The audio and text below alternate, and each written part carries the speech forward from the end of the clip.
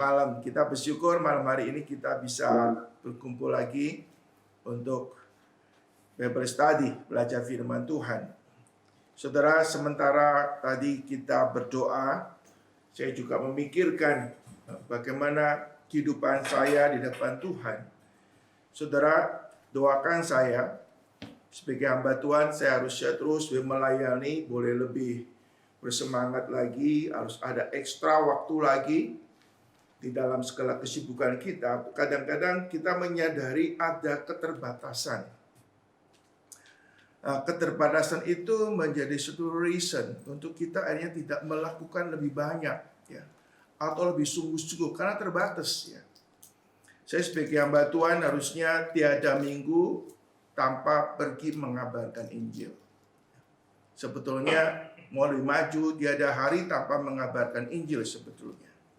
Ya, minimal bisa pergi seminggu sekali mengabarkan Injil. Itu satu hal yang sederhana, tapi tidak mudah dijalankan, saudara. Setiap minggu, tiada minggu tanpa membesuk atau berkomunikasi dengan jemaat. Memang setiap minggu kita ketemu, ya. Setiap Rabu kita ketemu lagi, ya.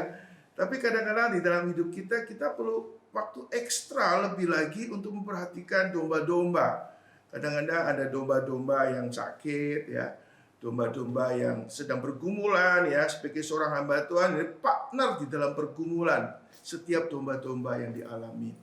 Dan itu sesuatu hal yang digumulin, ya.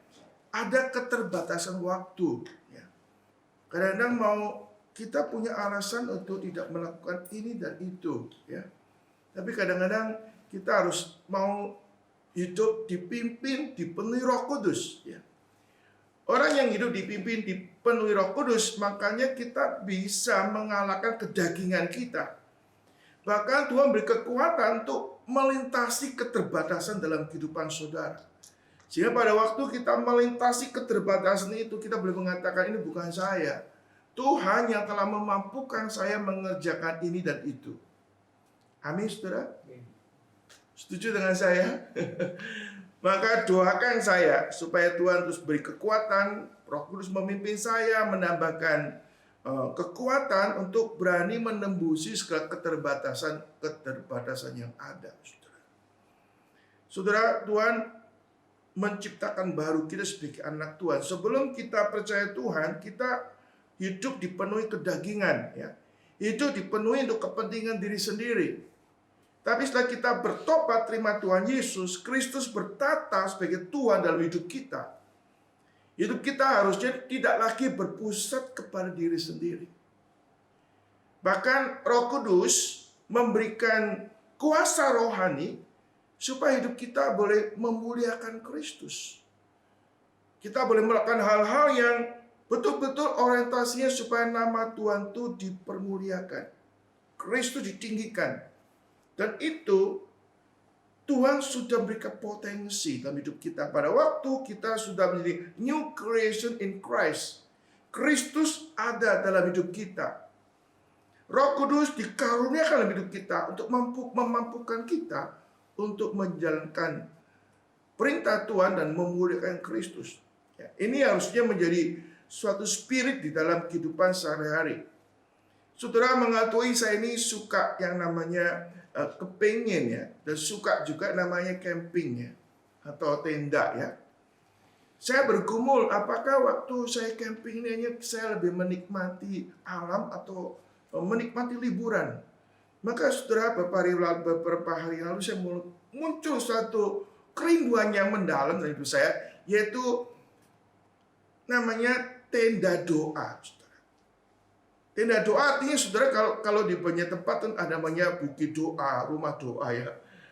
Saya rindu, saudara, pergi untuk bertenda bukan untuk menikmati alam, tapi saya ingin lebih dekat sama Tuhan. Maka adanya namanya tenda doa. Lebih banyak waktu doa, lebih banyak baca Alkitab di suasana yang memang kita komit tidak mau diganggu pada yang lain, saudara. Tenda doa, saudara. Kalau zaman Musa dulu adanya kemah pertemuan, ya. Kemah kepertemuan secara komunal, bersama-sama.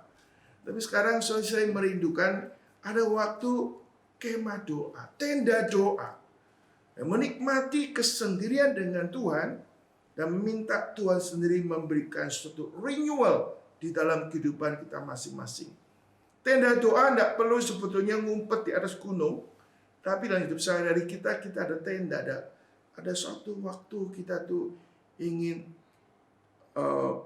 alone with God, ingin menikmati kebersamaan dengan Tuhan. Nah itu saudara yang spontanitas yang boleh saya sampaikan. Hal yang spontan itu kadang-kadang hal yang original muncul. Dan itu kadang-kadang bisa memberkati kehidupan kita yang senantiasa merenung dan sesuatu yang indah yang Tuhan singkapkan di dalam momen-momen tertentu dalam kehidupan saudara dan saya. Saudara kata Yesus Kristus, kita bersyukur hari Minggu kita sudah merenungkan firman Tuhan dengan khotbah ya. Saya nggak tahu khotbah hari Minggu saudara ingat dijalankan atau tidak ya. Bahwa kita sebagai warga negara kerajaan sorga ya, kita dui country ya. Secara rohani kita warga negara kerajaan sorga, secara fisikal kita warga negara kerajaan di dalam dunia ini. Ada kewajiban-kewajiban yang harus kita kerjakan dalam dunia ini secara jasmani, secara materi. Tapi ada juga kewajiban-kewajiban yang harus kita kerjakan sebagai warga negara kerajaan Allah. Idealnya balance, saudara, seimbang. Tapi seringkali terjadi jomplang, gak seimbang, saudara. Ya. Bahkan kadang-kadang kegiatan-kegiatan dunia kita itu menggeser begitu rupa sehingga gak ada ruang untuk kita boleh bertumbuh dalam Tuhan. Gak ada waktu untuk Tuhan.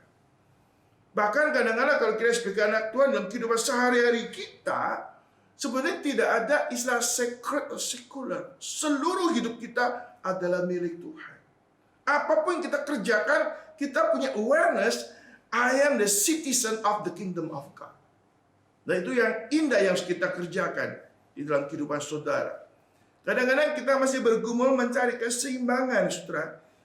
Nah itu mengalami kesulitan yang besar. Terlebih lagi kita coba mengintegrasikan seluruh hidup kita ini di dalam tatanan misi kerajaan Tuhan.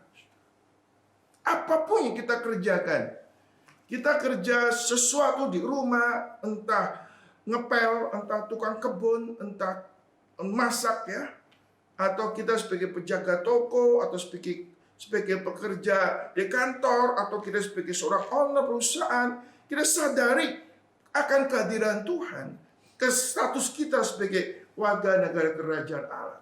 Kita melayani dalam dunia ini, di dunia yang dicipta oleh Tuhan, dan kita akan melihat kehadiran dan campur tangan Tuhan makin nyata, bahkan makin mendominasi dalam kehidupan Bapak Ibu sekalian.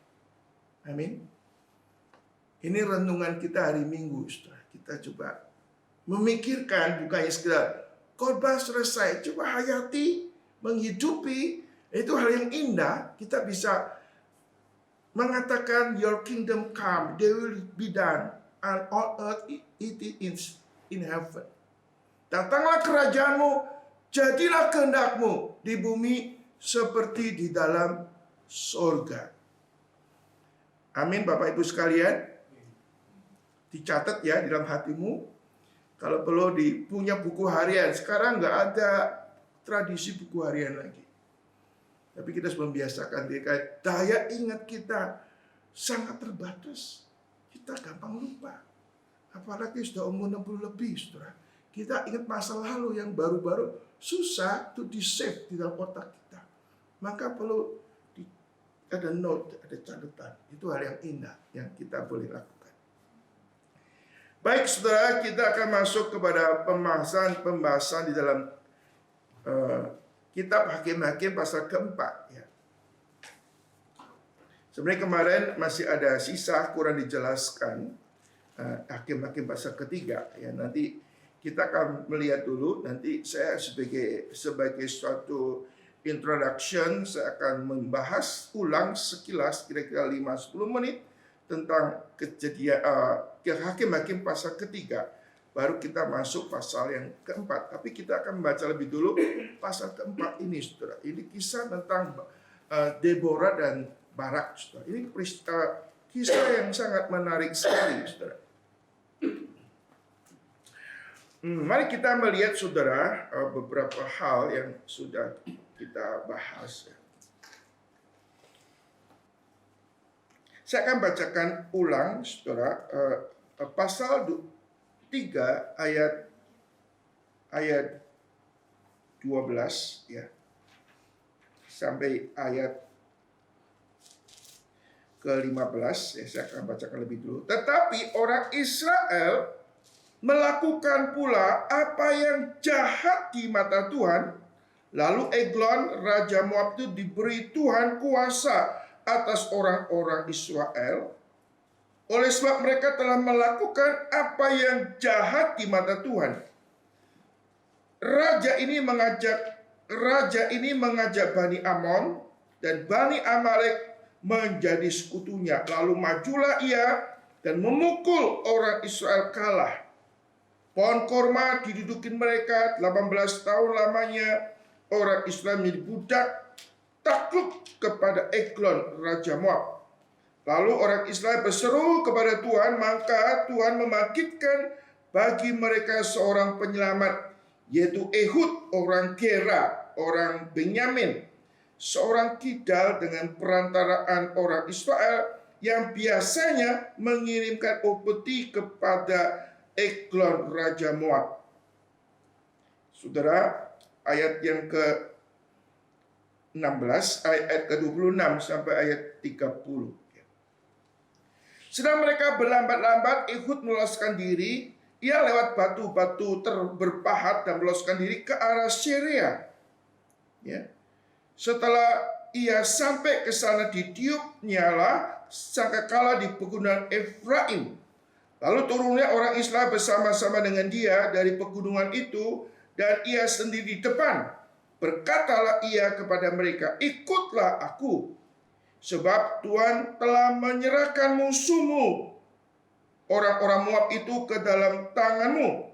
Maka turunlah mereka mengikuti dia, lalu mereka merebut tempat penyeberangan sungai Yordan ke Moab, dan tidak seorang pun dibiarkan mereka menyeberang. Pada waktu itu mereka menewaskan kira-kira 10.000 orang Moab. Semuanya orang tegap dan tangkas, seorang pun tidak ada yang lolos. Demikianlah hari itu Moab ditundukkan oleh Israel, maka amallah tanah itu 80 tahun lamanya. Saudara, kita melihat Tuhan bisa memakai orang yang biasa, bahkan disebutkan sebagai orang yang pembawa upeti. Ya. Pada zaman sekarang terkenal namanya kurir atau ekspedisi. Orang yang kerja di ekspedisi sebagai kurir, saudara. Kalau kita melihat dari kurir jadi jenderal itu jauh sekali, saudara. Ya. Tapi itulah yang Tuhan buat melalui orang ordinary person menjadi orang yang extraordinary person. Orang sebagai karyawan rendahan, pegawai ekspedisi, menjadi seorang jenderal yang mampu memimpin satu kelompok massa yang besar untuk melakukan peperangan sekaligus bisa memerintah selama 80 tahun. Ini adalah sesuatu yang extraordinary. Sebetulnya yang hebat itu bukan si yang namanya Ehud, yang hebat itu Tuhan. Tuhan sebagai aktor yang penting yang membuat orang biasa menjadi luar biasa. Nah, kita melihat, saudara, ini adalah orang yang unpredictable. Cara kerjanya juga secret. Ya. Zaman sekarang, kalau zaman dulu ada Mission Impossible. Ya. Mission Impossible. Tuhan mengerjakan dengan suatu misi yang rahasia. Maka orang Israel pun mungkin tidak banyak menyadari peran daripada si Ehud ini pada mulanya. Karena Alkitab tidak menyebutkan secara mendetail seperti yang ada pada tokoh sebelumnya, saudara. Kita mengenai tokoh sebelumnya, yaitu Otniel, jelas sekali orang yang penuh Roh Kudus, dari keluarga yang hero gitu ya, dan orang yang betul-betul ideal gitu loh.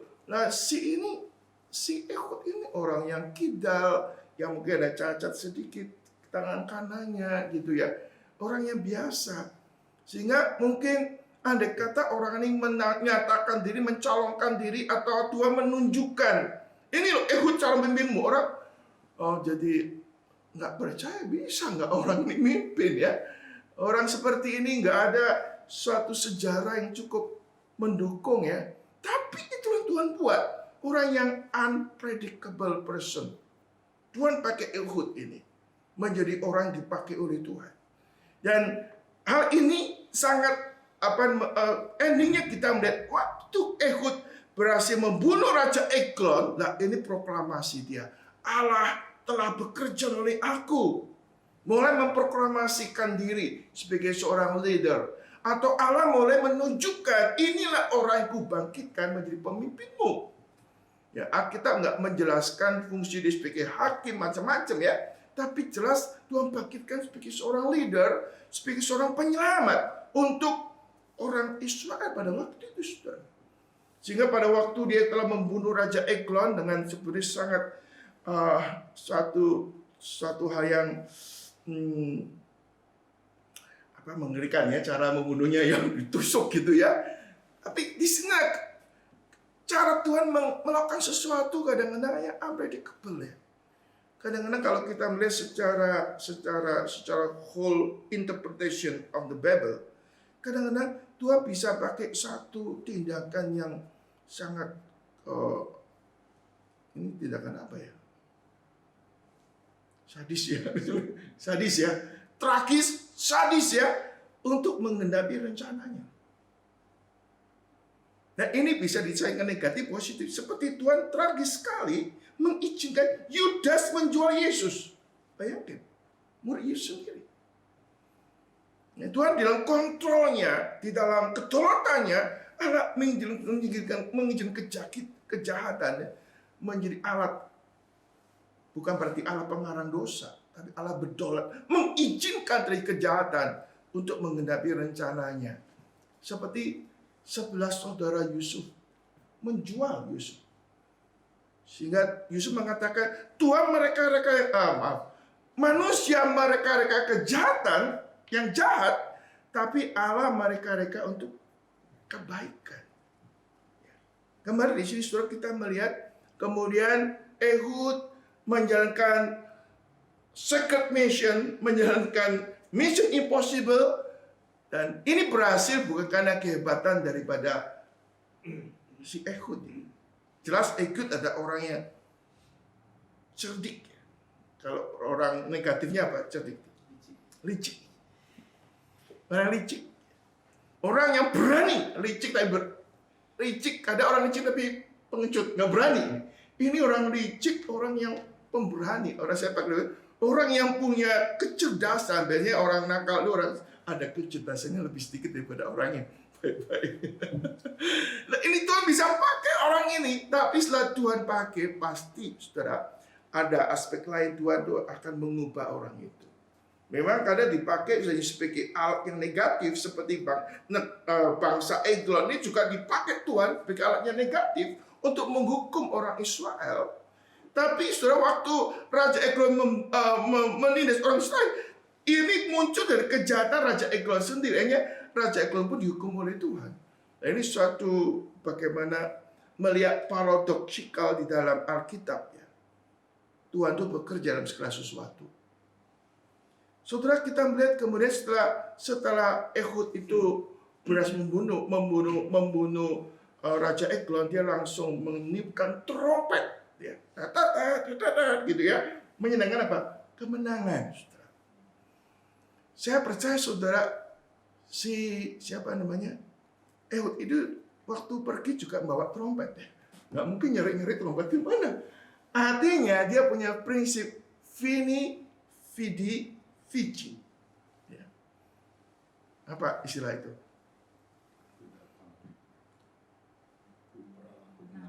Ya. Jadi dia sudah, maka Alkitab katakan ini adalah langkah iman.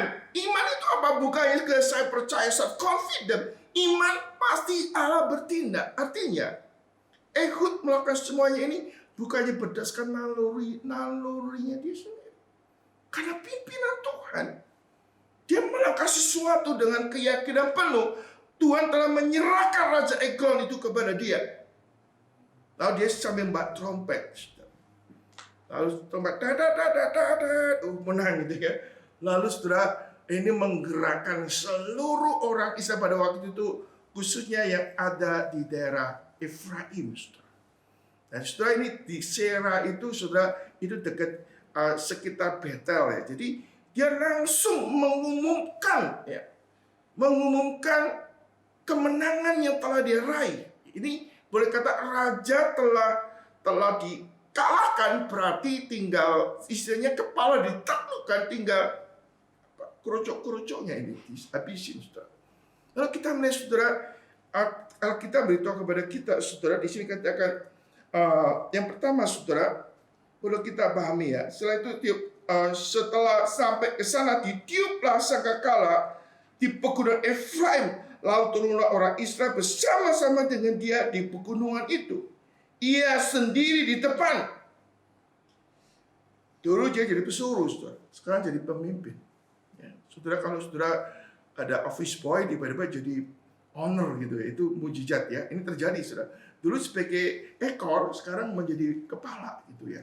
Dikatakan, ikutlah aku sebab Tuhan telah menyerahkan musuhmu orang-orang Moab itu ke dalam tanganmu.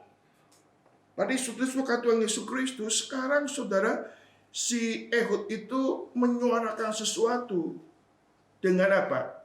Dengan suara Tuhan. Memang Alkitab nggak menjelaskan bagaimana Tuhan berbicara kepada Ehud.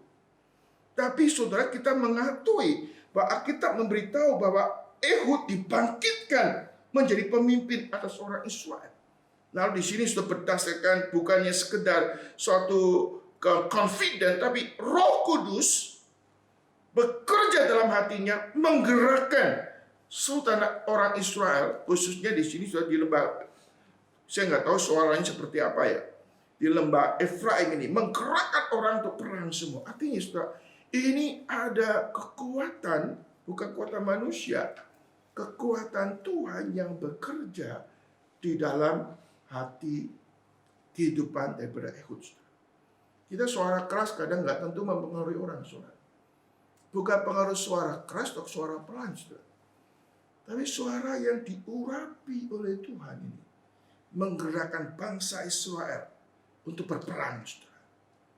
Di sini, saudara, hal yang penting yang di dalam satu komentari Metode mengatakan, saudara, bahwa Ehud ada orang yang cerdas, mereka yang pintar, orang yang berani. Tapi dalam peperangan dia tidak bisa single fighter, dia perlu partner. Sehebat-hebatnya hamba Tuhan tetap perlu partner, saudara. Amin. Perlu rekan kerja. Nah, di sini saudara, saya bahkan seorang pemimpin yang dipakai Tuhan juga bisa menggerakkan jemaat itu sama-sama sehati melayani Tuhan. Ini perlu adanya teamwork. Ya. Bukannya single fighter, bukannya siapa ini hero, karena Allah mau bekerja di dalam kehidupan komunitas umat Tuhan. Aktor utamanya siapa? Tuhan. Pak Ehud orang Israel itu hanya instrumen yang Tuhan pakai. Ehud itu orang biasa. Umat Tuhan juga orang biasa. Tapi orang-orang yang biasa, ordinary people ini Tuhan mau pakai untuk mengerjakan extraordinary. So, karena Yesus kita melihat, akhirnya kita melihat seluruh orang Israel digerakkan oleh Tuhan. Ehud menyampaikan suatu teriakan ya, lewat trompet lalu berperang. Aspek lain saya baca doa Roh Kudus juga bekerja dalam kehidupan jemaat. Lalu dikatakan, ikutlah aku sebab Tuhan telah menyerahkan musuhmu orang-orang Moab itu ke dalam tanganmu. Maka turunlah mereka mengikuti dia, lalu mereka merebut seluruh penyeberang sungai Yordan ke Moab, dan tidak seorang pun dibiarkan mereka menyeberang. Pada waktu itu mereka menewaskan 10.000 orang dari Moab. Semuanya orang tegap dan orang tangkas. Seorang pun tidak ada yang lolos. Demikianlah pada hari itu Moab ditundukkan oleh Israel, maka amanlah tanah itu 80 tahun lamanya. Saudara perhatikan di sini, saudara, yang tidak terlalu diekspos. Bagaimana tentara yang sudah mentalnya rusak dijajah ini tiba-tiba bangkit. Ada kekuatan untuk melawan musuh yang badannya keker-keker ini, tegap-tegap ini. Saya percaya Alkitab tidak menyampaikan sesuatu bagaimana Allah bekerja.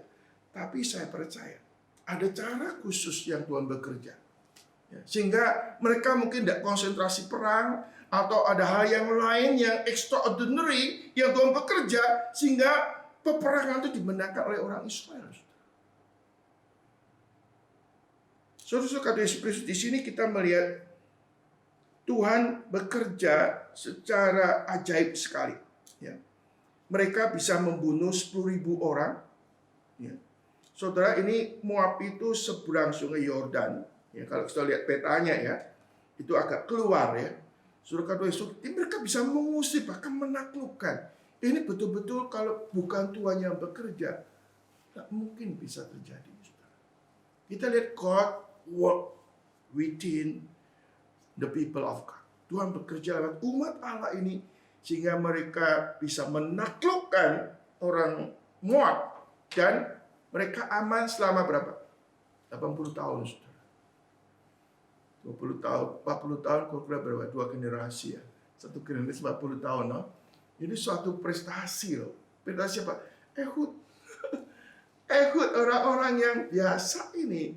Tuhan bangkitkan, Tuhan beri tambahkan karunia, kapasitas, menjaga fungsi sebagai kepala pemerintah. Selama 40 tahun. Nah kembali saudara kita ini hal yang terjadi lagi saudara. Setelah mereka menikmati 80 tahun, lalu Ehud mati, orang Israel berbuat dosa lagi. Melakukan yang jahat di mata Tuhan. Nah ini suatu circle ya. Lalu di zaman Deborah dan Barak ini saudara, mereka berbuat dosa lagi, mereka dihukum lebih berat 20 tahun. Mereka ini ditindas ya, ditindas oleh orang Kanaan sendiri. Jadi kita melihat saudara, kita membaca dulu kan dari Mesopotamia, ya kan? Lalu dari Moab tetangganya. Sekarang Tuhan kira musuh dari dalam. Jadi musuh bukan lagi di luar sekarang ya, bukan di luar, di dalam sendiri. Nah ini sudah kata Yesus Kristus. Isinya dosa ini kalau dibiarin lama-lama seperti penyakit itu ya, makin menggerogotin sehingga ini punya kekuatan untuk mematikan sepertinya. Nah, kita akan pelajari kali ini saudara mengenai Deborah dan Barak. Ini kisah yang menarik sekali. Ya. Kita akan lihat sekarang. Saya akan bacakan. Nah, mungkin saudara bisa membaca bersama dengan saya ayat 1 sampai 11 lebih dulu ya. Bergantian ya. Siapa saja boleh bergantian dengan saya. Saya akan baca ayat 1 sampai 3, dilanjutkan 4 sampai 6, lalu 7 sampai 9, 10 sampai 11. Saya akan bacakan lebih dulu. Setelah Ehud mati, orang Islam melakukan pula apa yang jahat di mata Tuhan. Lalu Tuhan menyerahkan mereka ke dalam tangan Yabin, Raja Kanaan, yang memerintah di Hasor.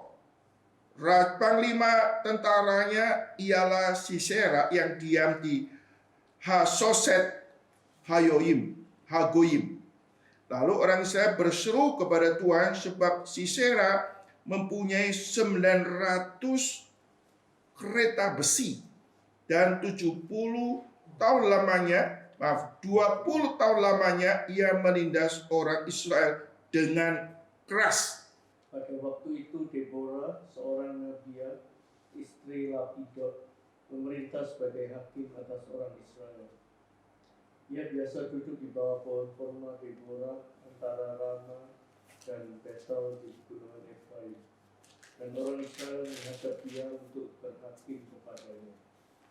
Ia menyuruh memanggil Barak bin Abinoam dari Kedes di daerah Naftali, lalu berkata kepadanya, bukankah Tuhan Allah Israel memerintahkan demikian?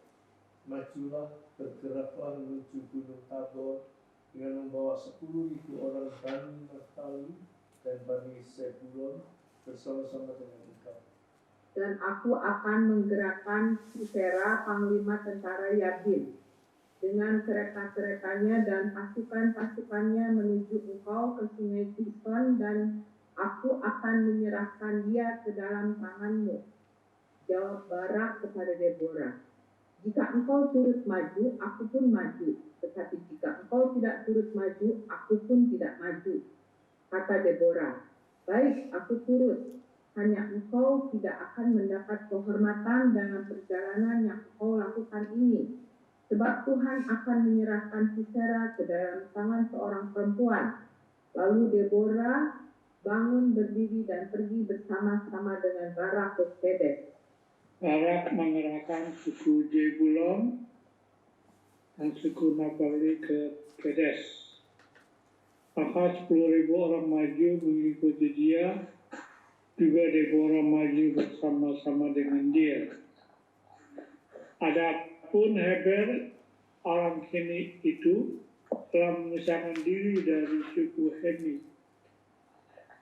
dari anak-anak Hobab, ipar Musa, dan telah berpindah-pindah memasang kemahnya sampai ke pohon terbandim di Zaanaim yang dekat Kedes. Oke, kita sampai di sini dulu, saudara. Kita melihat orang Israel setelah Ehud mati, ya, mereka kembali berbuat dosa. Kalau kita pikirkan, saudara, selama 80 tahun, apa yang mereka lakukan? Ya. Sehingga begitu Ehud itu mati, mereka segera berbuat jahat lagi. Nah, ini saudara, saya coba memberikan suatu wawasan lebih dulu ya. Yang pertama, betapa pentingnya peran daripada pemimpin di situ. Begitu pemimpin mati, mereka berbuat dosa lagi. Jadi peran leader itu penting. Maka saudara, sebagai jemaat, saya juga mohon saudara mendoakan saya. Ya. Mendoakan saya supaya saya diberi kekuatan dan bijaksana Tuhan untuk memimpin. Ya. Ini pemimpin itu penting sekali, dan dampaknya langsung. Ya. Begitu mati, langsung mereka berbuat dosa. Sisi lain, saudara-saudara Tuhan Yesus Kristus, kita melihat si Ehud ini, saya percaya bahwa Ehud berusaha itu pekerjaan selama puluh tahun. Mereka tidak lagi masuk dalam penyembahan berhala, tidak kawin campur. Ini bukan tugas yang mudah. Bukan tugas yang mudah.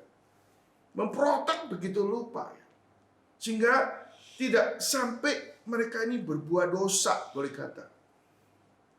Dan mereka boleh concentrate untuk melayani dan beribadah kepada Tuhan, dan tidak ada penyembahan berhala. Ini suatu prestasi yang luar biasa. 80 tahun dikasih kesempatan oleh Tuhan. Tapi aspek lain, saudara, kita melihat, saudara, begitu Ehud mati, mereka berbuat dosa lagi, saudara. Artinya pengaruh sekitar itu begitu kuat, saudara. Ya, sehingga kehidupan rohani itu perlu di-maintain begitu rupa. Jangan kita kadang pikir gini, saya sudah cukup rohani, saya sudah dipupuk sekian lama, saya nggak mungkin jatuh lagi. Itu lengah. Ya, nggak ada suatu kondisi rohani orang cukup dewasa sehingga imun dengan dosa.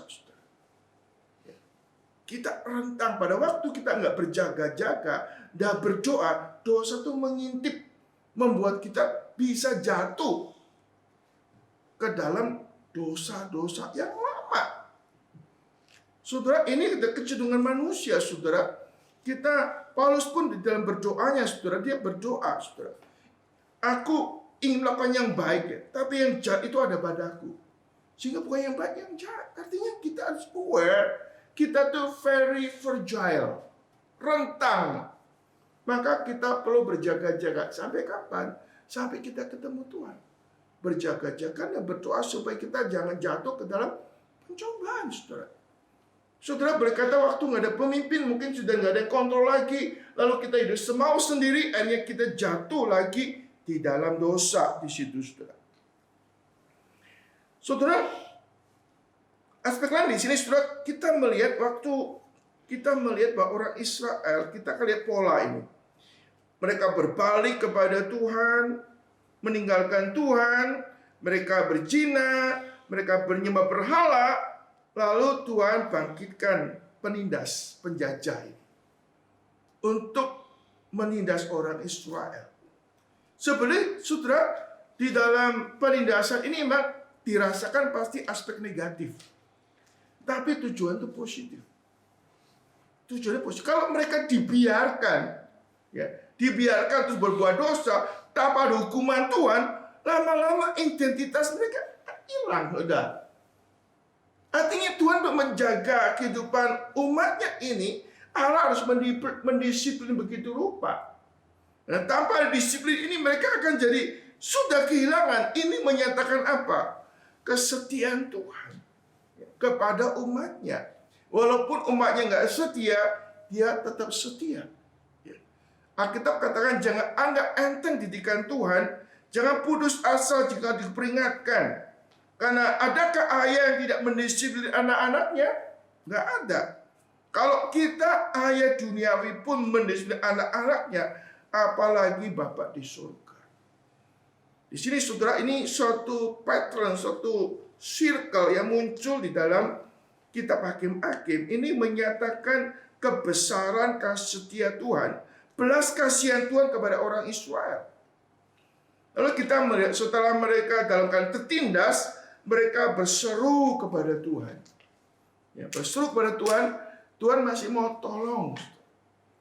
Kadang-kadang kita pikir kalau orang kita tolong berbuat dosa lagi, males kita mau tolong ya. Tapi kita melihat ada kebesaran daripada kasih setia Tuhan pada waktu mereka berseru-seru kepada Tuhan minta tolong. Di sini kita mempelajari adanya karakter belas kasihan Tuhan. Allah menaruh belas kasihan, saudara. Lalu mereka membangkitkan hakim-hakim untuk menolong mereka membebaskan bangsa Israel dari tindasan orang-orang yang menindas.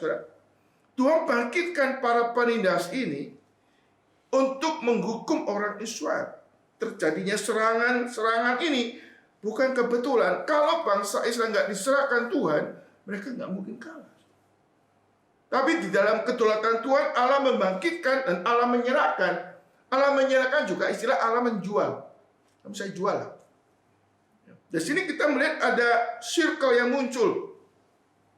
Lalu kita melihat, lalu Tuhan membangkitkan hakim-hakim untuk menolong mereka. Kemudian Israel diselamatkan oleh hakim-hakim untuk mereka bisa pulih kembali, dibebaskan dari penindasan, dan juga mereka dipulihkan lagi bisa menyembah kepada Tuhan. Dan ini juga penting. Tujuan kita diselamatkan oleh Tuhan supaya kita boleh hidup bagi Tuhan. Kita mengikuti perintah Tuhan dan kita beribadah kepada Tuhan. Sehingga kalau orang kurang mengutamakan untuk bagaimana beribadah kepada Tuhan, sebenarnya menyangkali apa yang Tuhan telah kerjakan dalam kehidupannya. Tujuan diselamatkan kita sebagai anak Tuhan, orang Kristus pada zaman ini, kita diselamatkan bukannya sekedar supaya kalau kita mati masuk surga, atau diselamatkan supaya kita boleh menikmati segala apa yang dijanjikan Tuhan. Tapi diselamatkan untuk melakukan kehendak Tuhan. Kita diselamatkan untuk melayani dan beribadah kepada Tuhan, supaya dapat hidup kita nama Tuhan dipermuliakan. Ini yang benar, saudara-saudara kami Yesus Kristus. Tapi kita melihat sepertinya orang Israel itu tidak belajar dari sejarah masa lampau. Tidak belajar dari nenek moyang mereka. Nenek moyang mereka jatuh bangun. Mereka nggak mau belajar. Mereka mengulang lagi, saudara. Nah, kita melihat sekarang, saudara, Tuhan makin hari boleh kata proses daripada orang Israel itu dari musuh dari jauh, ya, sampai musuh dari tetangga, sekarang orang Kanaan. Nah, orang Kanaan ini, saudara, menindas orang Israel. Kalau orang dari Mesopotamia menindas hanya kepentingan profit, ya, keuntungan. Ya. Kalau orang Moab kan nggak pernah dirugikan oleh orang Israel, dia orang yang tamak, ingin merebut sesuatu. Tapi orang Kanaan punya motivasi balas dendam. dendam ini. Gua dulu dikerjain sama kamu ya. Gua sekarang kerjain kamu. Artinya apa, saudara? Sekarang kondisi orang Israel lebih berat daripada sebelumnya. Lebih berat sebelumnya dan lebih lama lagi, saudara. Saudara, heran sekali kalau Tuhan sudah kadang-kadang lebih berat, lebih lama, nggak kapok-kapok. Wah, cilaka orang ini. Saudara, ini musuh dari dalam sendiri. Dan ada kepahitan. Mereka pernah dianiaya, pernah dihabisi sama orang Israel. Wah, mereka mengenjot orang Israel, menindas orang, lebih berat lagi, saudara. Musuh bukan dari luar, dari dalam, di tengah-tengah mereka, saudara. Dan musuh itu bukan musuh yang sekedar diam-diam, mau ngerjain kita habis-habisan gitu. Saudara, iblis itu kerjanya juga begitu, saudara. Iblis pertama dari jauh, lama-lama masuk. Kasih kesempatan lebih dalam lagi, ngopok-ngopok hidup kita, mau hancur hidup kita, saudara. Sebenarnya kalau orang Israel hatinya berpaut kepada Tuhan, tidak ada masalah ini. Tidak ada masalah ini. Tapi mereka hatinya nggak berpaut sama Tuhan. Gampang untuk terpengaruh hal-hal yang mendukakan dari Tuhan, saudara. Saudara, kalau kita hidup lurus sama Tuhan, mengandalkan Tuhan, bukan berarti kita bebas dari tantangan kesulitan, tapi kita diberi kekuatan, ya, diberikan kapasitas, diberikan kuasa, keberanian untuk menghadapi situasi itu. Tapi kita melihat orang Israel yang terjadi seperti ini, saudara. Mereka 60 tahun tuh lancar. Kalau dulu kan 40 tahun. Harusnya lebih bersyukur sama Tuhan, saudara. Tapi mereka nggak begitu. Saudara, kita harus belajar bersyukur sama Tuhan ya. Kita jangan waktu kita sudah diberkati, jangan kita lupain Tuhan ya. Bukan Tuhan itu sepertinya menuntut kita kadang nggak enak. Kita dibantu orang, lalu orang tuh ngomong lagi, kamu pernah tak bantu aku? Nggak enak gitu. Lu utang budi ya. Saudara, Tuhan bukan berarti orang yang sirik guys, nuntut bisa diberi. Enggak, tapi Tuhan tuh orang yang very generous. Waktu kamu sulit pun, kamu pengkhianat pun, Tuhan tetap menerima kok. Kalau kita sama orang, kita menjadi sekali, mungkin seumur hidup nggak ketemu lagi. Tuhan very generous. Tuhan ingin sebenarnya Tuhan tuh melindungi, semua disiplin. Tujuannya untuk melindungi, saudara. Memberikan pagar. Supaya kita dibebaskan daripada hal yang nggak perlu, saudara. Dan ini yang terjadi di dalam kehidupan orang Israel, saudara. Mereka waktu keadaan lancar, mereka melupakan Tuhan, kurang bersyukur kepada Tuhan, bahkan tidak puas dengan apa yang Tuhan berikan, ingin nuntut lebih, nggak belajar bersyukur kepada Tuhan. Saudara, kita melihat di dalam bagian ini, saudara, ayat pertama disebutkan ya, mereka berbalik meninggalkan Tuhan. Tuhan bangkitkan Raja Yasin, orang Kanaan, untuk menindas mereka. Mereka berteriak kepada Tuhan, minta pertolongan. Lalu Tuhan membangkitkan Deborah dan Barak untuk menyelamatkan mereka. Dan kita akan melihat story daripada kisah ini. Saya percaya sebagian saudara pernah membaca kisah ini ya. Yang seringkali menjadi perdebatan, yaitu adanya Nabi Deborah gitu ya. Ini menjadi perdebatan, banyak perdebatan. Ini pemimpin, kok di reform kok nggak ada pendeta perempuan ya gitu kan. Ini seringkali menjadi leaders problem di dalam leadership. Tapi saudara, kemudian kita memikirkan kadang-kadang saudara, kalau kita nggak pernah menggali lebih dalam, tokoh Deborah itu menjadi tokoh yang super hebat. Ini nggak demikian, saudara. Kita melihat saudara di bagian ini ya, kita melihat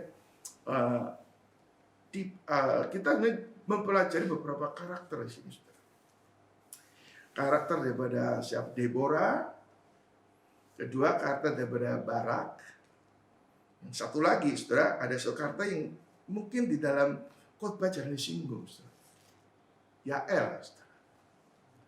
Yael, justru kisah ini ditutup oleh peran Yael yang memetok kepala pelipis daripada si Sisera ya. Kita akan melihat bagian ini, saudara. Kita akan mulai membahas, saudara, dalam bagian ini di mana Tuhan membangkitkan Deborah ya. Pada waktu itu Deborah, seorang nabiah, istri Lapidot, memerintah sebagai hakim atas orang Israel. Saudara, kita melihat saudara, sebelum pembebasan itu sudah ada namanya peran hakim, ya. Yaitu peran hakim seorang nabiah yang berperan sebagai hakim. Sehingga orang Israel itu kalau ada masalah-masalah di dalam kehidupan mereka, ya, ini sementara mereka dijajah, ya, oleh orang-orang Kanaan, Nabi Deborah ini menjalankan peran sebagai seorang hakim. Kalau dijajah kan intervensi negara lain, masalah domestik kan masih ada kan? Masalah domestik masih ada. Nah, tugas daripada Deborah ini menangani masalah-masalah domestik yang ada di dalam kehidupan orang Israel. Disebutkan ia biasa duduk di bawah pohon korma di antara Rama dan Betel di pegunungan Efraim. Orang Israel menghadap dia untuk berhakim kepadanya. Saudara, kita melihat orang Israel itu dijajah oleh, saudara bisa bayangkan, dijajah oleh orang Kanaan. Lalu dalam kehidupan mereka sendiri sebagai komunitas orang Israel, mereka sendiri atau dengan yang masih bermasalah gitu ya. Ini kompleks masalahnya gitu ya. Jadi mereka dijajah kan cari keuntungannya sendiri kan. Tiap berapa bulan sekali waktu panen, waktu apa mereka berupeti, ya penjajah enggak terlalu mikirin masalah domestik, yuk bagaimana gitu ya. Pokoknya gue dapat untung aja ya. Saudara, kita melihat saudara, kenapa saudara ini peran seorang nabiah namanya Deborah ini nggak terlalu diusik oleh Raja Yasin ini, saudara. Karena mungkin wanita lah ya, perannya orang waktu zaman itu, kalau wanita tuh kurang dianggap menjadi suatu kekuatan, saudara. Dan ini cara Tuhan. Kita melihat Tuhan sebelumnya membangkitkan namanya Otniel, Ehud. Sekarang Tuhan bangkitkan siapa? Deborah. Ini Tuhan dengan cara membangkitkan para penyelamat ini di dalam kedaulatannya. Tuhan mau pakai siapapun kalau dia yang mau, saudara.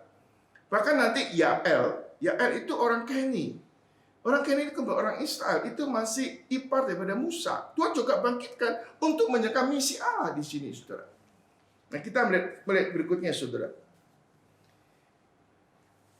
Deborah, ia menyuruh memanggil Barak bin Ahinoam ke Sedes, dari Kedes ke daerah Naftali, lalu berkata kepadanya, bukankah Tuhan orang Allah Israel memerintahkan demikian? Majulah bergerak menuju Gunung Tabor dengan membawa 10.000 orang Bani Naftali dan Bani Sebulan bersama-sama engkau. Aku akan menggerakkan Sisera panglima tentara Yabin dan kereta-keretanya dan pasukan-pasukannya menuju engkau di Sungai Kison. Aku akan menyerahkan dia ke dalam tanganmu. Saudara, kembali di sini, saudara. Tuhan membangkitkan Deborah sebagai hakim dan sudah menyerahkan perannya sebagai hakim pada waktu itu. Lalu saudara, Deborah berbicara pada Barak. Nah, saya melihat saudara, sebelum Deborah berbicara pada Barak, Allah sebenarnya sudah bicara kepada Barak juga. Cuma ini nggak tahu diekspos, saudara. Kenapa? Deborah mengatakan, bukankah, ya, dikatakan, bukankah Tuhan Allah memerintahkan demikian? Majulah bergerak menuju Gunung Tabor, membawa 10.000 Bani Naftali dan Bani Sebulan bersama-sama engkau. Aku akan, ini aku tuh Allah ya, menggerakkan Sisera panglima tentara Yabin dan kereta-kereta pasukannya untuk menuju engkau di Sungai Kison. Aku akan menyerahkan dia ke dalam tanganmu. Di sini, saudara, Tuhan membangkitkan bukan hanya yang namanya Deborah. Tuhan membangkitkan yang namanya juga Barak. Ini duet ini ya. Duet ya. Tuhan membangkitkan Deborah untuk kerjasama sama Barak, saudara. Artinya, Deborah tidak bisa kerja tanpa Barak, saudara. Ini suruh duet. Tuhan mau kali ini 2 orang kerja. Kalau dulu kan Othniel sendiri ya, single fighter. Ehud juga sendiri gitu. Walaupun ikuti banyak, tapi kali ini Tuhan settingnya Tuhan 2 orang. Nanti ada 3 orang. Yael nanti terakhir itu ya. Jadi cara Tuhan mengerjakan sesuatu, saudara, problemnya sama. Orang saya jatuh dalam dosa, bangkitkan hakim-hakim. Cuma metode dan siapa dipakai itu sangat dinamis. Tidak sama, saudara, Tuhan cara kerjanya itu. Ya, kalau kita dalam ikut Tuhan, melayani Tuhan, kita ada hal-hal kita sepakat, kita jangan terikat kadang-kadang dengan metode, strategi, cara kerja yang itu terus. Tidak ada inovasi. Bukan berarti kita mau variasi-variasi, saudara. No. Tapi bagaimana dinamika pimpinan Tuhan, cara Tuhan bekerja, kita sepakat. Kalau enggak, kita enggak efektif. Kita terikat dengan semua kebiasaan kita. Memang lebih nyaman sih kalau kita melakukan sesuatu yang biasa kita lakukan, daripada melakukan sesuatu yang nggak pernah kita lakukan.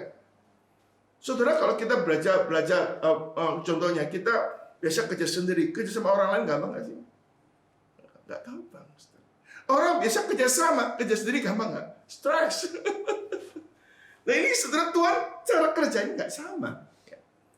Tapi semua aktor utama siapa? Tuhan di sini. Nah, kita lihat lagi, saudara. Jawab Barak kepadaku. Jawab Barak kepada Deborah. Jika engkau turut maju, aku pun maju. Tapi jika engkau tidak turut maju, aku tidak mau maju. Kata Deborah, baik, aku turut. Hanya engkau tidak akan mendapat kehormatan dalam perjalanan yang engkau lakukan. Sebab Tuhan telah menyerahkan Sisera ke dalam tangan seorang perempuan. Saudara, sisi lain saudara, ini unik sekali. Ini kadang-kadang ada joke. Ada joke, ada sesuatu. Saudara lihat joke-nya enggak ya? Tuhan tuh humoris sekali ya kadang-kadang. Saudara, ini lucu ya. Si Barak itu pria. Pria itu kadang berinisiatif, saudara ya. Lebih berani. Tapi ini tidak, saudara. Kalau kamu tidak terus sama aku, kamu maju. Ini, saudara, Barak ini panglima ya.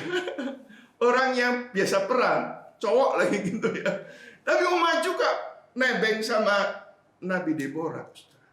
Saudara, kita melihat ini sesuatu sikap ya, sikap dari siapa namanya? Barak ini sikap yang baik sekali. Dia tidak melihat Deborah sebagai wanita. Melihat orang diurapi Tuhan, orang dipakai Tuhan. Dia mau tunduk, saudara. Penafsir mengatakan sikap daripada Barak ini menunjukkan dia betul bergantung kepada Tuhan. Bahkan Deborah itu lambang kehadiran Tuhan. Kalau Tuhan tidak menyertai, aku nggak mau pergi. Kalau Tuhan beserta dengan aku akan berangkat. Aku akan melakukan ini. Ini mirip dengan Musa pada waktu mau masuk tanah Kanan. Tuhan akan mengatakan, aku tidak akan menyertai bangsa ini. Aku akan akan mengutus malaikatku untuk menyertai kamu menduduki tanah Kanaan. Lalu Musa mengatakan, Tuhan, kalau engkau sendiri nggak menyertai kami, jangan suruh kami pergi. Saudara Barak, saudara, menyadari dia sebagai seorang panglima. Dia menyadari peperangan ini nggak tergantung sama dia, tergantung sama Tuhan. Maka dia merindukan kehadiran Tuhan, penyertaan Tuhan, dan tanda kehadiran penyertaan Tuhan. Tuhan mengutus yang namanya Deborah untuk menyertai. Saudara, tapi sisi lain sudah Deborah ini juga kadang-kadang namanya wanita ini ya, juga kadang-kadang terlalu GR. Ngomong, kamu jangan pikir ini kehormatanmu ya. Serahkan pada perempuan. Perempuan pasti dirinya kan, betul. Ini bukan masalah kehormatan ini. juga Barak bukan membuat kehormatan diri. Masa perang untuk kehormatan diri? Ya. Atau Deborah juga sisinya memang manusia ya. Di manusia, wah saya sebagai pemimpin. Oh kamu nggak malu kak, aku sebagai pemimpin. Tapi lupa bahwa Deborah itu hanya alat saja. Nomor, nggak lebih. Kenapa? Di sini disebutkan saudara. Baiklah aku turut, hanya engkau tidak akan memberikan kehormatan dalam perjalanan yang engkau lakukan. Sebab Tuhan menyerahkan Sisera ke dalam tangan seorang perempuan. Saudara, kalau kita melihat sebenarnya perempuan ini ya Deborah, tapi sebenarnya bukan Deborah, saudara. Ya, realitanya bukan Deborah. Siapa? Yael.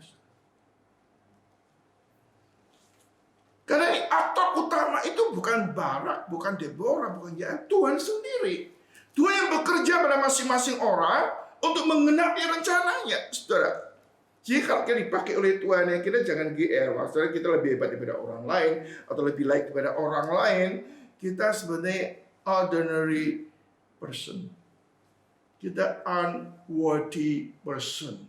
Kita orang biasa aja. Tapi kalau Tuhan mau pakai, kondisi apapun, Tuhan bisa melakukan perkara yang kita nggak pernah kepikir.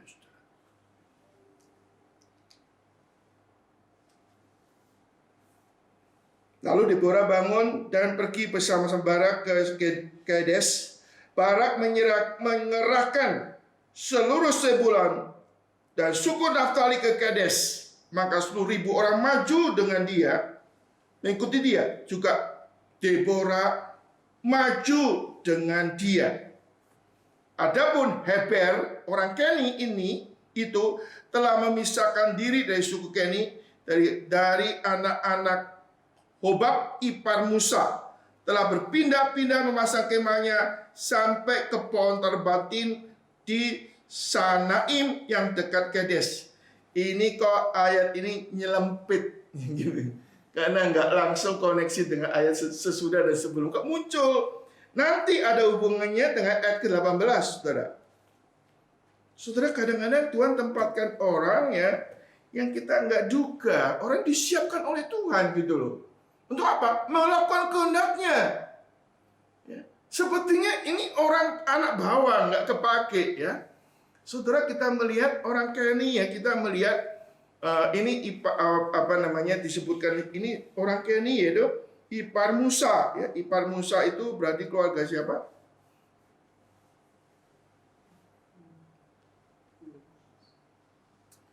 Keluarga Jethro, saudara.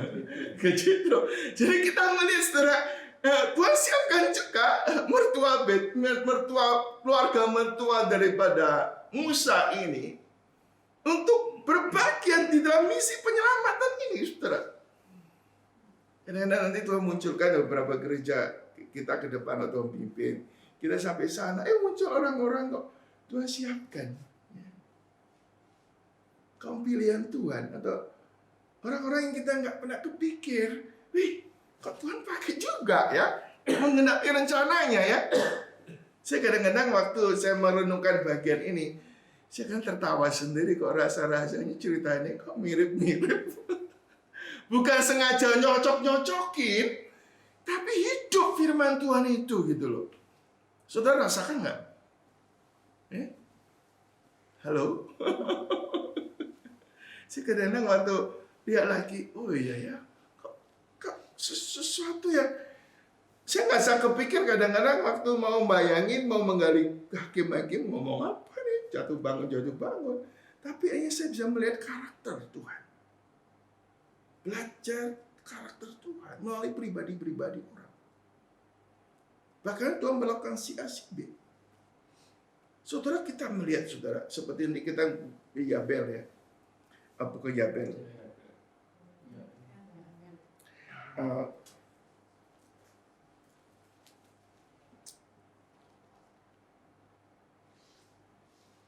Yael, saudara.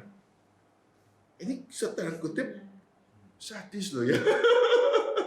Masa orang tidur dipotong pelipisnya tembus sampai ke tanah. Ini orang, saya nggak bisa bayangkan kok tega amat gitu ya. Wah, kadang-kadang gini kan secara etika ini, aduh, kok kebangetan gitu ya. Tega amat ya. Lalu saya kepikir lagi, ini sekedar saya tuh nggak berani menanyakan ya lebih dalam lagi ya. Ini kalau saudara Sisera kan ngomong nih, kalau kamu dibuka pintu ya, kalau ada orang bilang aku nggak ada. Ini mirip, saudara ingat siapa? Rahab kan. Kalau Rahab kan yang menyembunyikan ya. Rahab kan orang kafir, menyembunyikan, melindungi orang yang dikejar-kejar, ini kan pengungsi, orang pengintai. Ini Yabel mengkhianati. Ini sesuatu apa ya? Tapi Tuhan bisa pakai orang yang tegelan gini ya. Tegelan, kalau nggak tegel nggak bisa loh. Ya. Mau diskusi bagian ini? Karena kejahatan Sisera sendiri. Iya, kejahatan tapi sampai sampai kejem gitu. Wanita ya bisa gini ini ya, perlu iman dan keberanian luar biasa loh. Kalau nggak tegel, istilah tegel itu apa ya? Tega. Kita mengatakan orang Kanaan itu sadis juga, saudara ya. Tapi ini saudara ini perempuan kekuatannya lebih sadis. Saudara, kenapa? Siseranya lagi tidur. Ya tidur, pakai patok loh, bayangin. Ini satu, kita lihat satu aspek ya. Banyak hal yang saya pun coba memahami ya, karakter Tuhan. Kalau mengizinkan ada orang-orang yang mungkin ada negatif karakternya macam-macam, kita nggak tahu persis ya. Tapi dalam kedaulatan Tuhan kadang-kadang Allah mengizinkan itu terjadi. Ini yang kadang-kadang nggak bisa ngerti. Ya. Tuhan bisa pakai alat-alat yang negatif untuk melakukan kehendaknya itu. Ya, kita nggak perlu mengapresiasi tindakannya, tapi ini tidak misi penyelamatan itu hal-hal yang kita nggak terduga. Kembali istilah unpredictable, yang kita nggak tahu. Kita lihat Ehud itu tusuk, itu kan juga sadis ya, gitu. Itu suatu tega gitu ya, keberanian ya. Mungkin tusuk dengan iman gitu ya. Saudara, kalau zaman sekarang, orang sekarang diceritain gini kan ngeri sekali. Ini kan mirip Sambo gitu, gitu kan. Wah, ini kisah-kisah yang sebetulnya kalau diceritain orang nggak memahami ya, wah bisa negative thinking. Ini umat Tuhan loh. Tuhan bangkitkan orang seperti ini. Ya, itu nanti kapan-kapan kita diskusi lagi. Sekarang kita masuk lagi. Kata Deborah, baiklah aku turut, hanya engkau tidak akan mendapat kehormatan dalam perjalanan engkau lakukan ini. Sebab Tuhan telah akan menyerahkan Sisera ke dalam tangan seorang perempuan. Lalu Deborah berdiri dan pergi bersama-sama Barak ke Kades. Barak mengerahkan suku Sebulon dan suku Naftali ke Kades, maka 10.000 orang maju mengikuti dia dan juga Deborah bersama-sama dengan dia. Adapun Heber, orang Keni, telah memisahkan diri dengan suku Keni. Dari anak-anak Hobab, ipar Musa telah berpindah-pindah memasang kemahnya sampai ke pohon Tarbatin di Saanaim yang dekat Kades. Setelah dikabarkan kepada Sisera bahwa Barak bin Ahinoam telah maju ke Gunung Tabor, dikerakannyalah segala keretanya 900 kereta besi dan seluruh orang bersama-sama dengan dia dari Haroset Hagoyim ke sungai Kison. Lalu berkata Deborah kepada Barak, bersiaplah, sebab inilah harinya Tuhan menyerahkan Sisera ke dalam tanganmu. Bukankah Tuhan telah maju di depan engkau?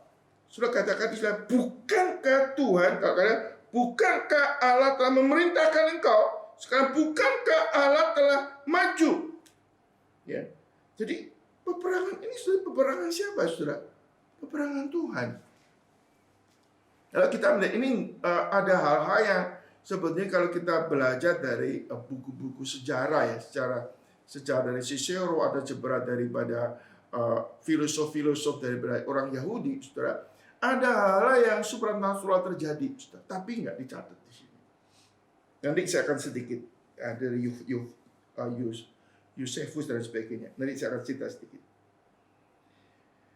Lalu turunlah Barak ke Gunung Tabor dan 10.000 orang mengikuti dia. Dan Tuhan mengacaukan Sisera serta segala tentaranya dan seluruh tentaranya oleh mata pedang di depan Barak. Sehingga Sisera turun ke keretanya dan melarikan diri dengan berjalan kaki. Saudara, sampai di sini kita pikirkan, saudara. Saudara, orang Israel itu ada di atas gunung.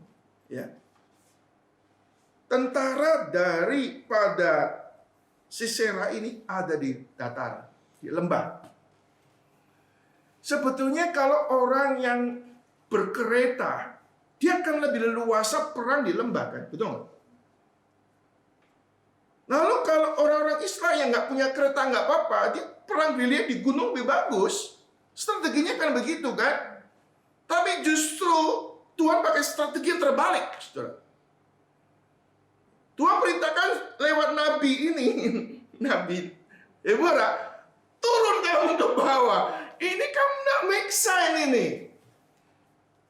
Mereka berkereta, kita di jalan kaki, cakaran gitu loh ya. Kita nggak pakai apa-apa. Ini perang konyol namanya, perang bunuh diri ini, ya kan? Jadi strategi Tuhan tuh unpredictable, bukan strategi kita. Ini mirip dengan waktu orang lagi menaklukkan Jericho. Keliling-keliling aja gitu, runtuh, saudara. Saudara, kalau kita ikut Tuhan, kadang-kadang kita harus belajar ya, spot jantung, saudara. Ya. Dan belajar untuk menyangkal diri. Kalau enggak jalan, saudara. Kita kalau di Jakarta lucu sekali, kalau patung nggak tidur, kita gelisah, saudara. Kenapa? Ada visi baru nih. Membuat kita siap-siap ini. Pak, tadi semalam saya nggak bisa tidur malam-malam. Mikir ini, wah celaka kita. Kita mulai gelisah dari ketidaktiduran. Dia nggak tidur, kita gelisah. Ada apa lagi ini? Seringkali Patong pagi-pagi pas dia ke rumah. Tadi malam saya nggak tidur kok. Nah, Pak, saya lagi pikir kita perlu ada kebaktian pembaruan. Sekapin tuh, saya mungkin pertama orang yang dengar di kamar Patong di bawah. Jadi bagaimana rencana Bani Pring. Saudara, kalau sudah nggak bisa tidur itu baik, saudara. Tapi bukan ngelamun, bukan mikir diri mesti. Artinya Tuhan yang mau bicara sama kamu. Seperti Samuel malam-malam. Samuel ya. Lalu dia pergi ke kamar Eli. Panggil saya? Enggak. Sampai 3 kali loh.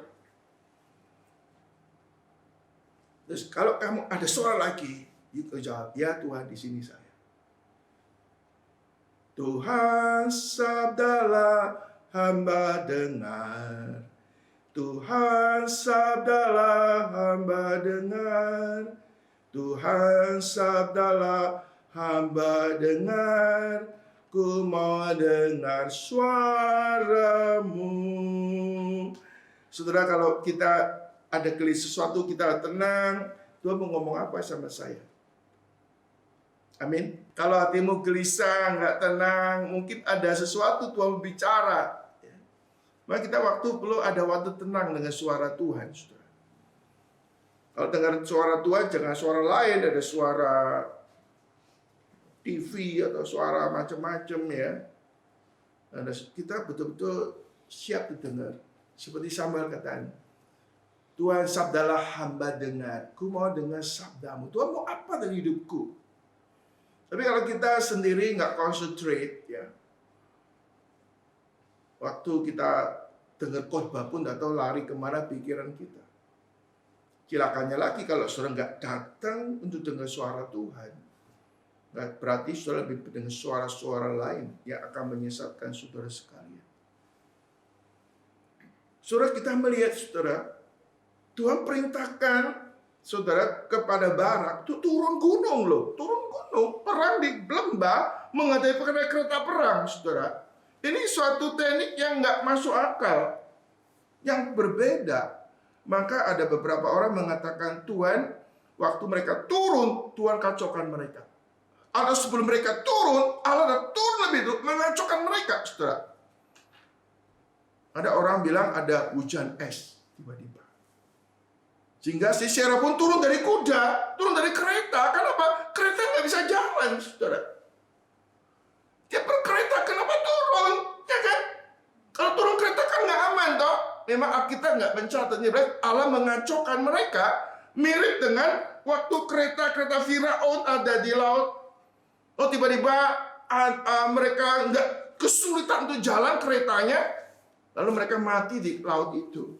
Dan Tuhan melakukan miracle juga di sini, mengacaukan tentara mereka. Mereka nggak concentrate. Bayangin, orang yang naik kereta tiba-tiba turun dari kereta, lari terbirit-birit, saudara. Ya sudah, orang Israel tinggal tusuk, enak kan? Saudara, ini cara Tuhan berperang itu beda dengan kita, saudara. Memang bukan berarti kita tidak boleh pakai akal sehat kita, tapi kita sadari Allah lebih besar daripada kita, saudara. Nah, Tuhan tidak akan singkatkan kepada orang yang nggak mau taat sama Tuhan. Allah menyembunyikan rahasianya kepada kita. Allah membukakan kepada orang-orang yang berkenan kepada Dia, saudara.